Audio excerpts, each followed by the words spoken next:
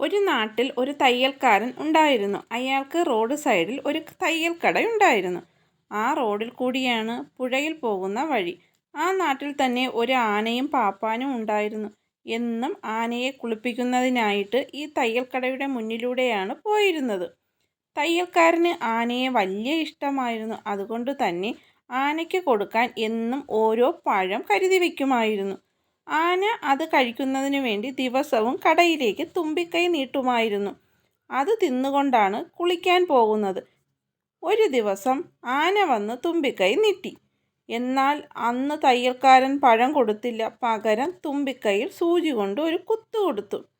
ആന കുത്തും കൊണ്ട് കുളിക്കാൻ പോയി. തിരികെ വന്നപ്പോൾ തുമ്പിക്കൈ നിറയെ വെള്ളവുമായിട്ടാണ് വന്നത്. തയ്യൽക്കടയുടെ അടുത്തെത്തിയതും തുമ്പിക്കൈയിലിരുന്ന വെള്ളമൊഴിച്ച് തയ്യൽക്കാരനെയും അവിടെ ഉണ്ടായിരുന്ന തുണികളും മൊത്തം നനയിപ്പിച്ചു. അങ്ങനെ തയ്യൽക്കാരനെ ആന ഒരു പാഠം പഠിപ്പിച്ചു. അതുകൊണ്ട് നാം ആരെയും ഉപദ്രവിക്കരുത്.